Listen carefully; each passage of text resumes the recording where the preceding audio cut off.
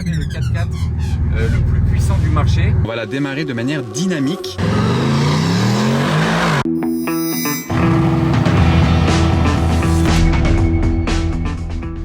Hello everybody, this is Fibe. Comment allez-vous mes amis? On se retrouve devant la concession Aston Martin Monaco, plus précisément devant le nouveau Aston Martin DBX S. Le S est très important et vous allez comprendre pourquoi. Je vais vous dire qu'est-ce qui le différencie de l'ancien DBX dans cette vidéo là. On va embarquer direction les hauteurs de Monaco. C'est parti.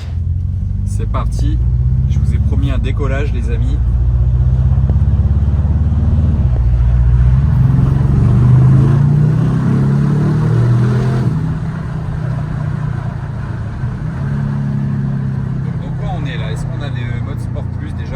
Parce que j'aurais dû commencer par là. Comment on change le mode? Il faut tourner la molette. Sport. Sport plus à présent. Voilà, Sport plus. Et vraiment, j'ai fait la bêtise de laisser mes lunettes de soleil dans ma voiture. Il n'y avait pas de soleil dans Monaco, mais évidemment on est monté dans les hauteurs et il y en a du soleil ici. C'est pas grave.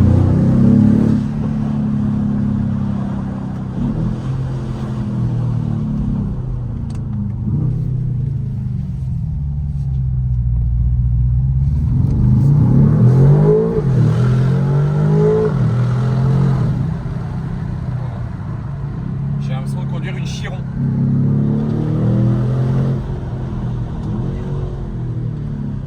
Vraiment, ça me rappelle des bons souvenirs sur cette route. D'ailleurs, au volant de la Chiron d'Alexandre Moreau, c'était la même route. Et là, on est un peu plus haut. 727 chevaux. Mais ils ont réussi à vous faire donner des sensations d'hypercar dans un 4x4.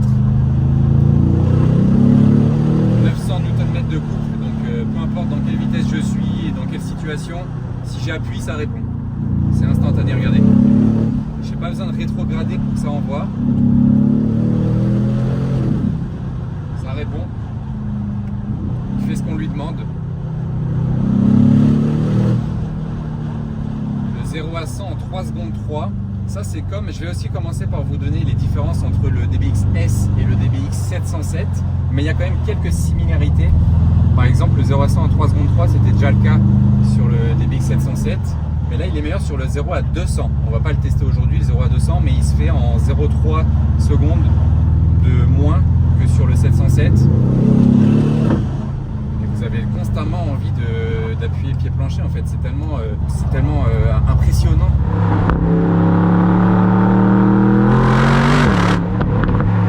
Et là, je suis en quatrième. Quatrième, il a quand même envie d'accélérer. Et donc, l'une aussi des particularités du DBX S qui est exceptionnelle, c'est l'échappement. Je vous le ferai écouter de l'extérieur juste après aussi. Mais ils ont fait un travail sur l'échappement. Vous savez, c'est les mêmes sorties que sur la DB12S qui vous affiche à l'écran. Mais au-delà d'être stylé, l'échappement, il est aussi très sonore, si je puis dire. Il est très sympa à écouter. Là, on passe dans le village et on va arriver après dans les hauteurs. On va aller un peu plus loin. 3, 2, 1.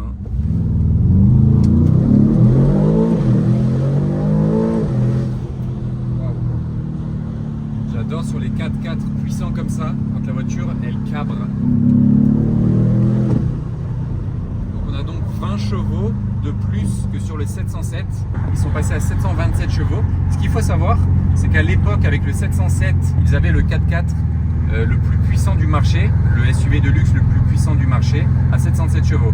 Jusqu'à ce que Ferrari sorte le Puro Sangue à 725 chevaux. Donc le 707 n'était plus le plus puissant. Mais maintenant, celui-là qui est à 727 chevaux, donc plus 20 chevaux, est passé de nouveau le 4x4 le plus puissant du marché en moteur purement thermique, parce que sinon vous pouvez compter le Cayenne qui est hybride à 739 chevaux, mais c'est à cause de l'hybridation, donc c'est un peu une autre catégorie on va dire. Donc le Puro Sangue 725, le Urus Performante 666 chevaux, le Bentayga Speed il est aussi dans les 600 chevaux quelque chose. Donc c'est vraiment voilà de nouveau le 4x4 le plus efficace, on va dire le plus puissant en termes de chevaux, du marché sur un moteur V8 biturbo, 4 litres biturbo, comme sur le 707, ça. Donc c'est la même base, hein, évidemment. Ils n'ont pas changé grand chose, mais ils ont augmenté la puissance, ils ont un peu modifié les turbos, tout ça. Mais ça se ressent quand même à la conduite, qui est plus sportif. Ils ont voulu augmenter la sportivité de la voiture.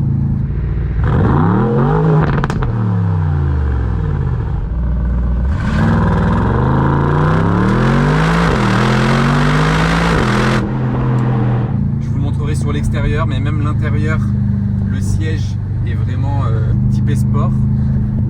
Et rien que cet échappement aussi, ça change tout, parce qu'on a l'impression d'être au volant d'une supercar. Tout en roulant, qu'on roule tranquille ou qu'on roule vraiment agressivement, la voiture hurle. Je vais vous ouvrir la fenêtre passager aussi, un petit peu. Parce que c'est très bien insonorisé hein, aussi, donc je vous ouvre quand même. Et elle fait des retours d'échappement. Le 707 ne faisait pas de retour d'échappement aussi marqué. Petit chat. Les palettes sont bien grandes. On les a bien en main, elles tournent avec le volant.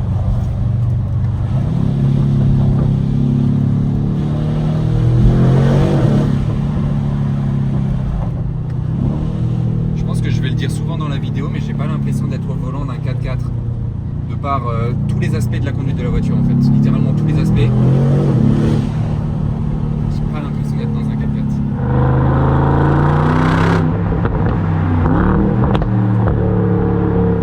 Le ralentisseur,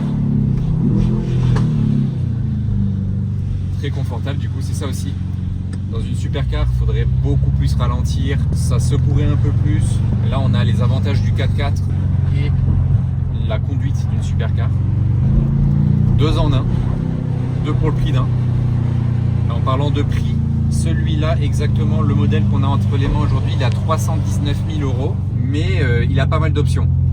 Sinon, vous pouvez en trouver à 280 000 € déjà, un très bon modèle. Et si vous le commandez aujourd'hui, par exemple chez Aston Martin Monaco, ou ailleurs si vous habitez ailleurs, c'est 6 mois de délai et vous l'avez configuré comme vous le souhaitez. Donc 6 mois ça passe vite hein. Vous voyez que par exemple chez Ferrari, quand vous commandiez le Puro Sangue, il fallait attendre 2 ans facile, 2-3 ans.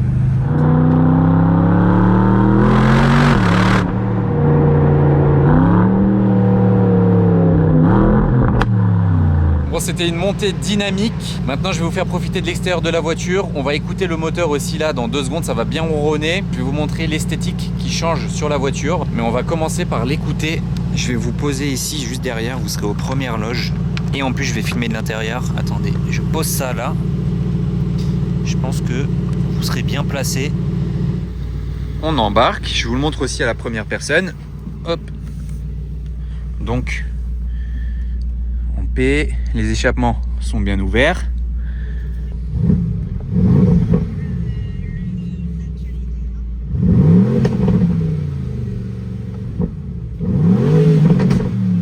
Vous entendez les retours ?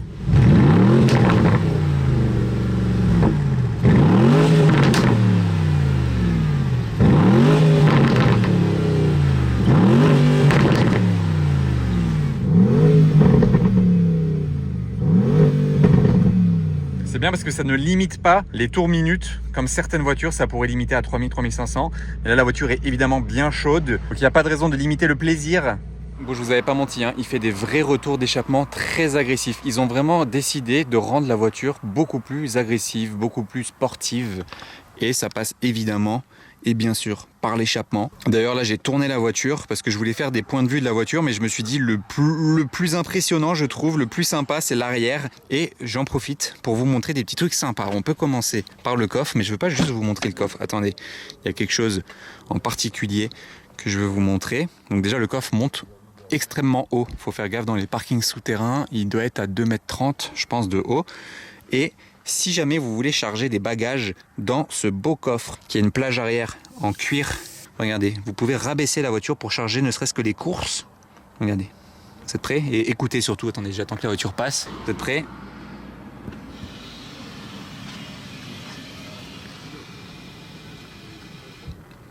Voilà, là elle vient de se rabaisser Et c'est plus simple de charger des grosses valises, ou ne serait-ce que des courses, ou une poussette, ou peu importe. Et après, vous pouvez le relever de la même manière. Écoutez.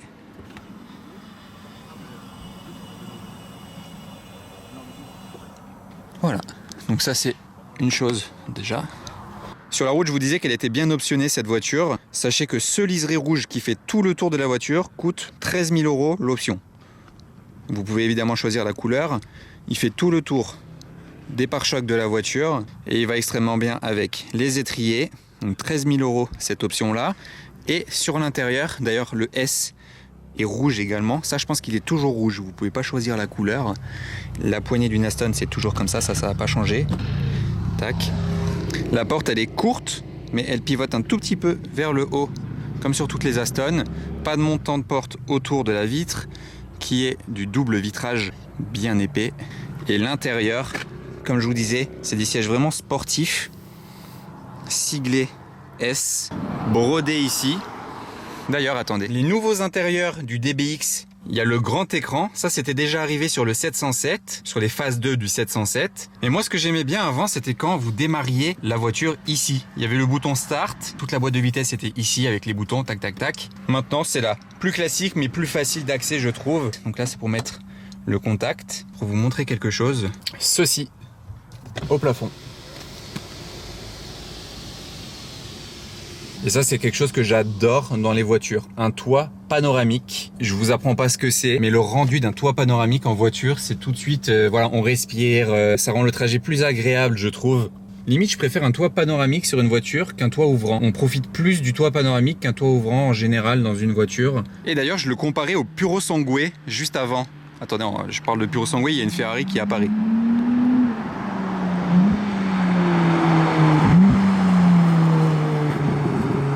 Oula, la Tesla le bloque.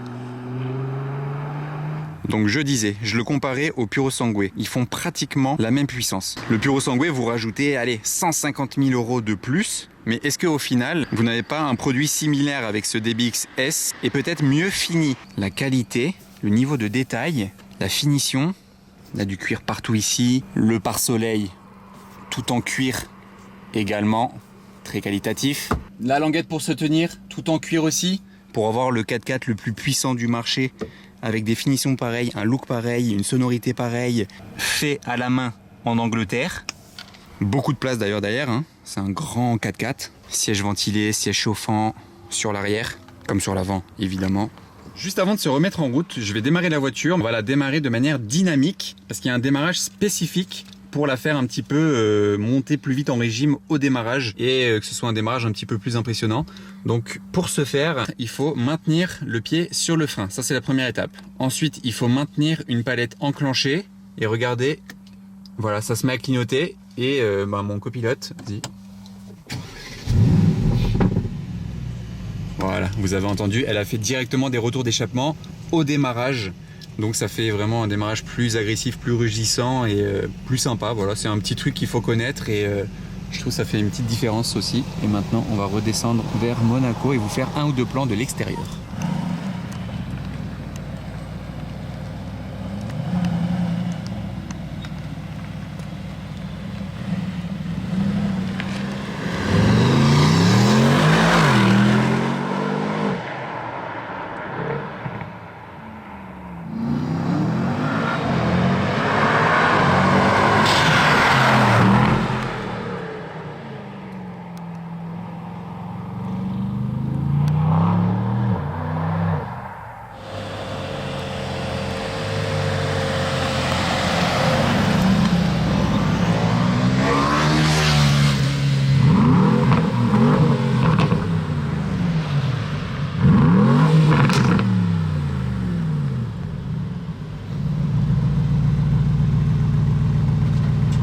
Bon, désolé, la nuit tombe tôt en hiver, mais il fallait que je vous montre encore quelque chose sur l'intérieur. Donc quand on met la voiture en route, il y a une nouveauté qui existe depuis la Vanquish, la toute dernière Vanquish. Ça s'appelle l'Apple CarPlay Ultra. C'est-à-dire que maintenant, il est beaucoup mieux pensé, beaucoup plus intuitif et il se contrôle aussi du compteur ici devant nous. En fait, au-delà d'être ici, on peut le faire bifurquer sur les deux écrans en même temps. Je vais vous montrer comment ça marche. Donc là déjà, les compteurs, on peut les changer. Ceux-là, je les trouve juste trop beaux. Ça fait un petit peu vintage. Et on retrouve Waze par exemple au milieu. Il peut être ici et au milieu.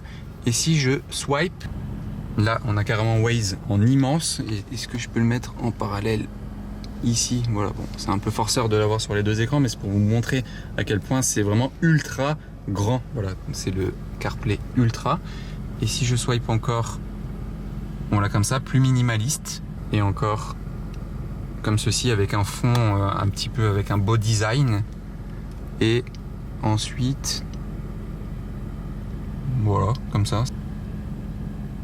Et celui-là minimaliste. Mais moi, mon préféré, c'est clairement celui-ci, qui fait un bel effet vintage avec le logo Aston Martin au centre. Et ça, c'est pour la climatisation aussi, très intuitif de cette manière-là. Tant que j'y suis, parce que j'ai pas eu beaucoup de temps avant que la nuit tombe, mais il fallait que je vous le dise juste aussi avant de terminer la vidéo et de redescendre dans Monaco avec la voiture. Cette nouvelle calandre, qui reprend aussi la calandre de la Vanquish, est plus légère de 3 kg que la calandre de l'ancien DBX, qui était tout simplement rainurée, je vous l'affiche à l'écran.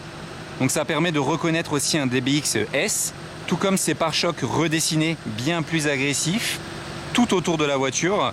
Et de nuit, cette configuration, elle est tellement classe, tellement sportive. Et c'est vrai que le liseré rouge, il fait énormément sur la configuration. Je pensais pas autant. Et d'ailleurs, je trouvais ça beau, l'éclairage d'ambiance, mais vous pouvez évidemment modifier la couleur à souhait. Je vais mettre quoi là pour l'exemple? Par exemple du violet.